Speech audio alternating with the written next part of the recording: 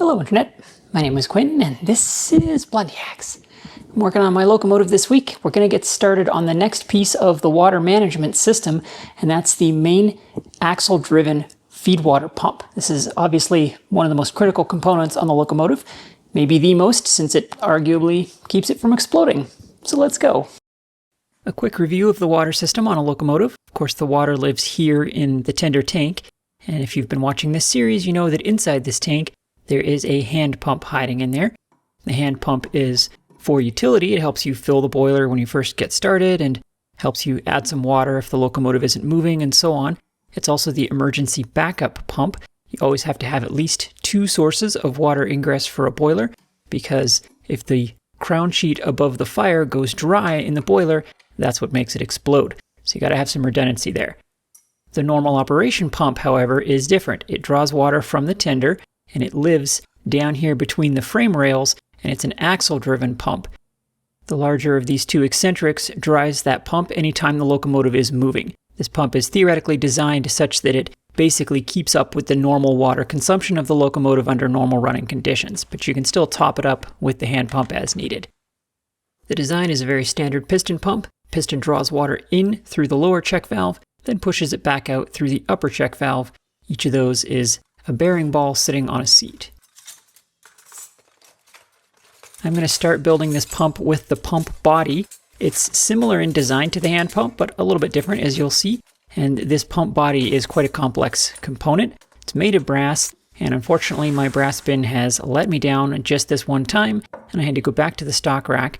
Found this nice piece of rectangular bar. This was actually part of a lot that was donated by a viewer fairly recently, and I'm very grateful for that. We use a lot of brass around here, but I don't know what alloy it is, as is often the case with donated materials. It's a little bit of a mystery, but it's definitely brass, so it'll work. I don't think it's the 360 free machining brass that I usually use. Based on the color of the tarnish, it looks a little bit more golden yellow, which tends to mean probably something like 210 brass. It's the kind of brass they use for hard brass plate and so on. So it's not going to machine quite as nicely as my usual, but it will still be just fine. Brass is still brass, but the 360 brass is just particularly magical. I'm going to square up this stock and bring it to outer dimension for the pump body here on the shaper.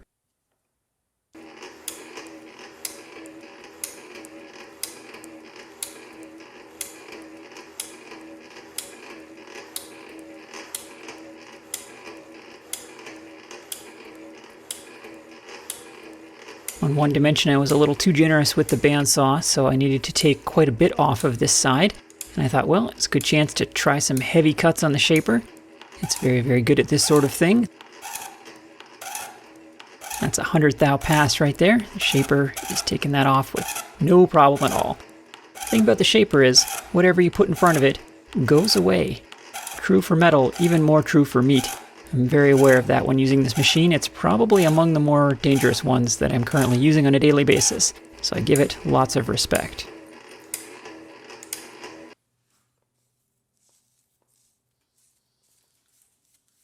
Nominal dimension here is 500 thousandths. Let's see how we did. Oh, look at that. Dead nuts. Now, dimension is one thing. What about taper? Check the other side. No, look at that. 65 years old, that machine. I hope I can still do work that good when I'm that age. I am going to square up the ends on the mill, however. Squaring up the small end of a long, thin piece is one operation that's pretty tricky to set up on the shaper. It can be done, but it's a lot of fooling around, so switch to the mill for that. And I need to be over here on the mill now anyway, because I'm going to drill a hole all the way through this. As you can see from the drawing, there's a cylindrical portion that goes through this rectangular portion to form the overall shape of the pump body. And that's done with a silver soldered assembly, the brass equivalent of a weldment if you're a fabricator.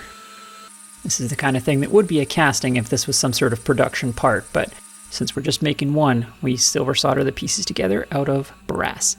So that gets reamed to an accurate dimension so that we can get a good silver solder clearance. That's looking really good there. Now we can go over to the lathe and make the cylindrical part that goes through it. It starts with a long, smaller dimension and then a slightly larger dimension at the top end, and that creates a shoulder that holds it in place. This round bar is more of that same donated lot of material, and it's definitely not 360 brass, but it is machining just fine.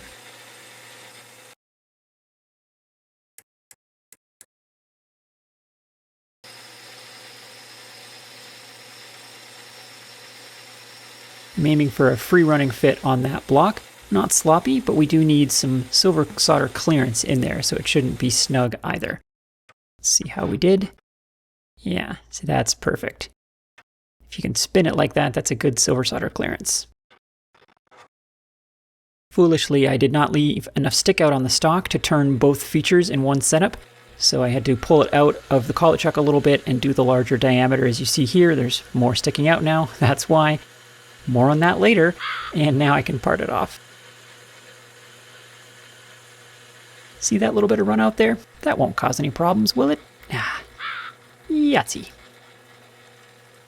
Now for a trick I learned from Kozo, the clearance on this bore is excellent. However, we need it to sit centered in that bore. We need to have an even gap all the way around that piece. So what you do then is you put some punch marks in one of the pieces all the way around, putting 8 of them evenly spaced on all 4 sides of the part. And now that's kind of a snug push fit in there, and that's because of the punch marks, and those punch marks are effectively holding the piece centered in that bore and leaving just the perfect silver solder gap all the way around. It's a great technique. Let's get those soldered together now so we can resume making the rest of this pump body. Pickling, flux, silver solder, yada yada. For heat application in this case, I'm applying 90% of the heat to that rectangular block because that's where the vast majority of the mass is. So I'm preheating the back of it kind of away from the joint. This needs to be done just right because we have a very large surface area of joint there. That solder needs to run all the way around that cylinder and all the way down through that joint to the other side to truly make these pieces joined as one block. Because we're going to be drilling a bunch of holes through this, and we can't have any cross passage leakage inside this thing. It needs to be really one piece of brass. Once that main block is hot, then I switch to heating both pieces together. And then once that silver solder starts to flow, you'll see me focusing a lot of heat on the underside of the block and the lower part of that cylinder to really draw that solder down through the joint. Solder chases the heat, so wherever the heat is, it's going to move towards that. And so I can draw it down through the joint by heating that bottom cylinder.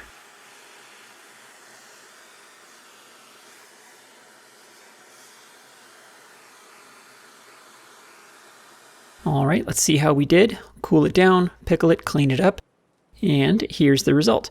Now there's excess solder on top, of course, but that was by design because I wanted to make sure I had enough to get all the way through the joint. And this is really the key here. See that nice thin line of solder all the way around the far side of the joint? That is excellent. That means we got solder all the way through that block, all the way around the cylinder. So we can be very confident now that this is leak-free internally. All right, onto the lathe now. We can start turning some features. I'll start by chucking up the lower stem so we can work from the top down inside this valve body.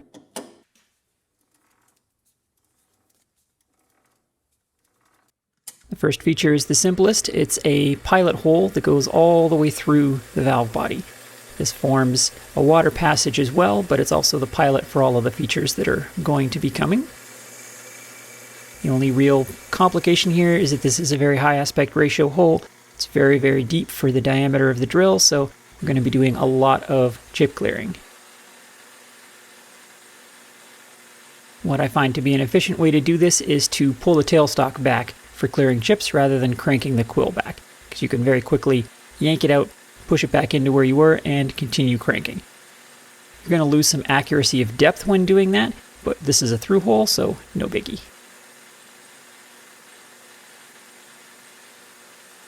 The next step is to cut the valve seat for the upper ball valve, and that's done with this little fellow. This is a 15-degree valve seat cutter. This was one that I ground on my D-bit grinder. You've seen this before if you've been watching this series for other valves that we've made. This tool creates a positive 15-degree cone at the bottom of that hole, which is then deformed by the ball bearing when we seat the valves. I need the depth to be very accurate here, so I'm finding the end of that tool with a feeler gauge.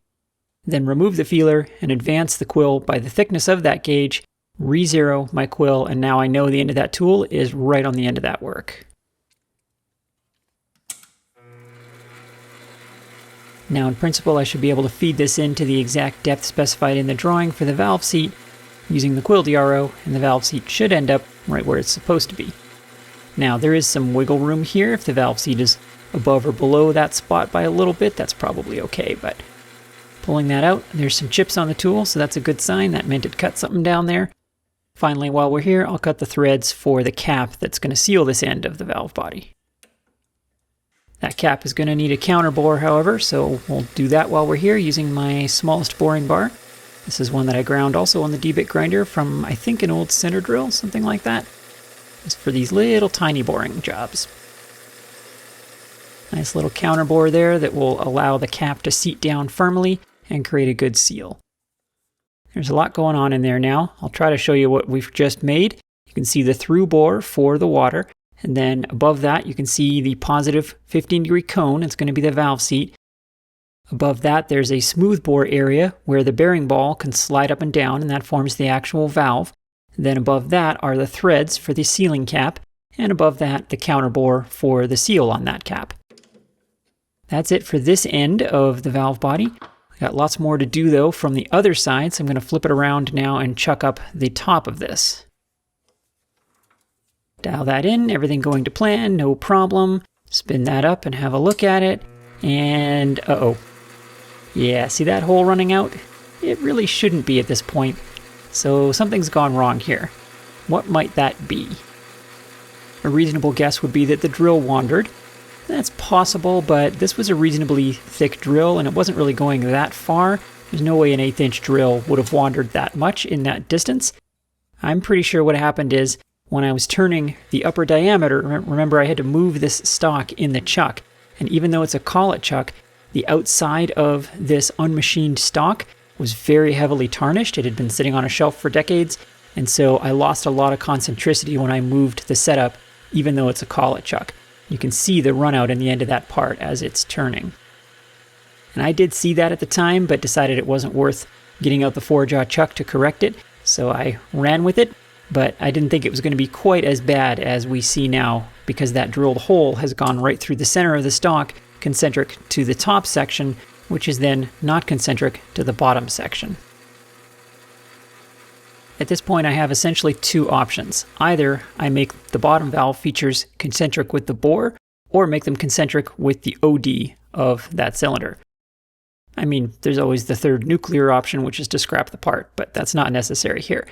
So given those two choices, I think it makes more sense to be concentric to the existing pilot hole, because that will ensure that the internal features of the valve body are all concentric with each other. The outer dimension is just cosmetic. It doesn't matter if there's a little bit of run out there. So that's what I'm going to do. And to be clear, this amount of run out is not really enough to affect anything in the valve, I don't think. I'm sure it would work fine, but just in case, I'm going to dial in that bore. I'm going to do that by putting my dead center in there between the live center, and I'll dial that in, which is an easy way to get a small diameter feature centered up on the lathe. This works for punch marks, small holes, maybe small animals, I don't know. I've never tried it. And there you can see the bore is now concentric and the outer diameter is running out, and that's just fine. And truth be told, all we're doing here is putting threads in the bottom, so any amount of run out there is probably fine. Now, however, the first step is to part off some excess length that was there just so that we could hold it in the chuck when we were doing the upper features. And now I can drill this out for the threads. You can see that the drill grabbed that bore a little bit funny and it's wobbling a bit, so man, we got the run out back anyway. Some days, you just can't win. But then I'll cut those threads in there, and because these are threads, concentricity is lost anyway, so it's all going to be fine. Then once again, a counter bore for the lower cap to make sure that it can seal. Been using gauge pins, by the way, to check the diameter on those counter bores. That's how I check shallow, small bores like that. So there we go. There's all of the internal features through that main valve body. It's looking pretty good. A lot going on in there. Over to the milling machine now. I'm going to get set up to do the piston bore. Now the piston bore is tricky because the drawing specifies a 254 thousandths diameter. That is a very inconvenient number. That is not any kind of standard reamer, which would mean we would probably have to bore it. However, it's also very deep. I think the aspect on that hole is something like 5:1. So that means we need a tiny boring bar that can handle a lot of stick out. And there is a point where such a boring bar doesn't exist. Certainly, my smallest one is too small. I can't stick it out that far and still get any kind of reasonable rigidity. And my next size up is too big to go in a bore that size. Now, there may be some magical solid carbide boring bar out there that can do this, but I don't own it. So we're probably looking at reaming this bore. And I don't have a 254 thousandths reamer because I'm a normal human and nobody has a reamer like that sitting around. It's not to say you can't buy them, you can, but I'd have to order that and wait for it and so on. What I do have, however, is a 251 thou reamer because I have over-under reamers for 1/4. So this will get me close as long as I maintain the tolerance in the drawing, which specifies a 4 thou clearance on the piston, then everything should be okay. I did a bunch of edge finding to get this in exactly the right place, and then I center drill that, and we're done on the mill. Wait, what just happened there? Allow me to explain. Yes, we do need to drill and ream, which could certainly be done on the milling machine. However, the outer portion of this bore also needs a large counter bore that's for the gland nut that's going to seal the piston. And that gland nut has an O-ring at the bottom of it that needs a square shoulder to seal on. And that is a feature that I cannot do on my mill. I could use a boring head, but a boring head can't create a flat-bottomed shoulder at the bottom of a bore. There are some expensive ones that can do that. They have a little ring that you can hold on to that allows it to make a facing cut, but that's an exotic tool that I certainly don't have. So it means that counter bore has to be done on the lathe, and we need all of this concentric, which means we have to do all of this on the lathe. So I used the mill to locate the hole because that was easier, but then I just made a little dimple mark, and now I've moved it over to the lathe, and I'm going to dial it in. This first step you've been watching is me getting the part straight in the chuck jaws. There's not a whole lot of meat in those jaws, and they have the copper protectors on them, which tend to make parts run a little crooked sometimes, so I'm making sure that part is running straight, because we need this bore to go all the way through the part straight, of course. I'm checking both sides and tapping it straight. Then after that, now I can dial in the dimple mark, get that concentric, which was the whole point of this exercise. But of course, dialing in the dimple mark may have made the part a little bit crooked again because the jaws have all moved a little bit. So then I go back and check for straightness once again. And of course it did move a little bit because physics. So then I tap that in again, go back and check concentricity. And you might have to go back and forth a couple times until the part is both concentric on your mark and straight in the jaws. A setup like that is a lot of work, but it is necessary and it's going to hopefully ensure a really good piston bore. Now I can center drill out my dimple and pre-drill for the reamer for the actual piston bore. Then in with the reamer. One disadvantage to doing this with a reamer, of course, is that reamers don't do anything for concentricity. They're a dimensioning tool, but if that bore is off-center, there's nothing the reamer can do about that. So really I just had to be extra careful with the center drill and my pilot drill to make sure things stay concentric.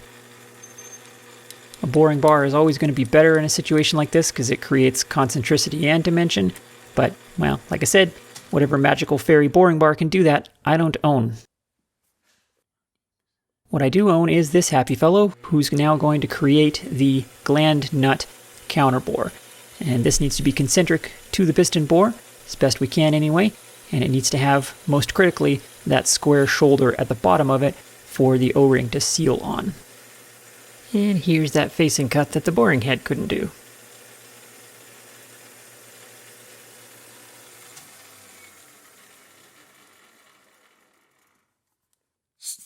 That seems to have gone very well. And look at that, that's a really nice looking shoulder there. So in principle, that should be a square shoulder, and the outer counter bore should be concentric with the inner piston bore, if I did my job right. We'll find out later when we assemble all this.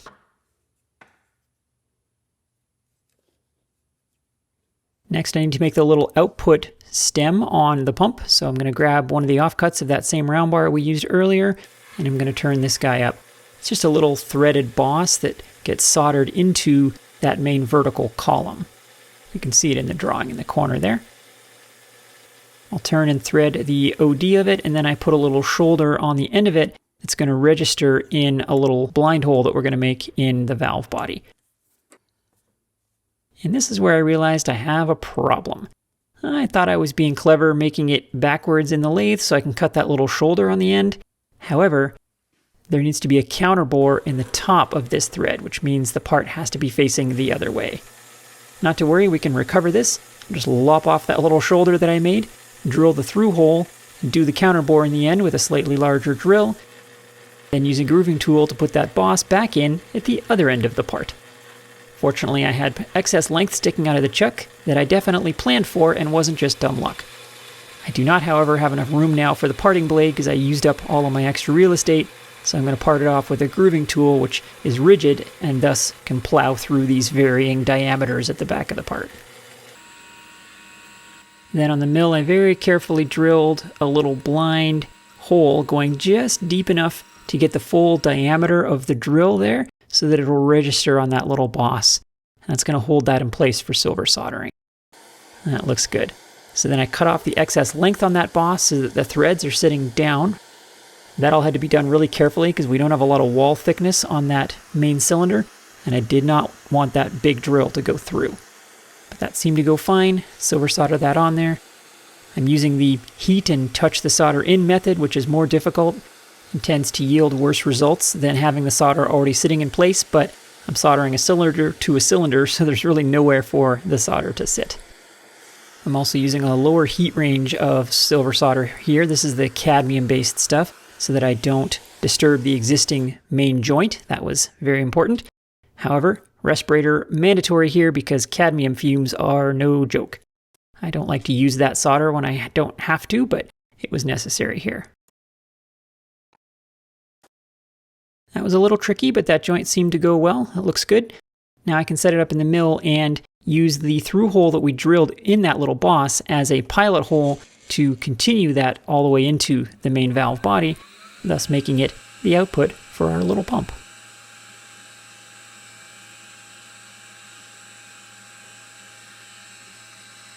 All that's left is some housekeeping. We've got a little thread down here that's a set screw that holds the packing gland in place, and then there's a thread up here that's for a screw that holds the lower bearing ball in place that forms the lower check valve in the pump. Then I also need to make the threaded mounting holes in the main body, which I should have done sooner than I did, so I was left with a bit of an awkward setup here. It would have been easier to do this very early on, but, well, some slightly inelegant packing got it done. There is the completed pump body. I'm really pleased with this. It seems to be going very well, touch wood so far. I don't want to jinx anything, but this is a very complicated part, and there was a lot of operations, so this is what I call a one-part week. Sometimes a single component just takes a lot of time. That's all I'm going to have for you this week, but stay tuned for hopefully the conclusion of this pump coming at you very soon. Thank you very much for watching. Thanks to my patrons for making all of this happen every single time, and I will see you next time.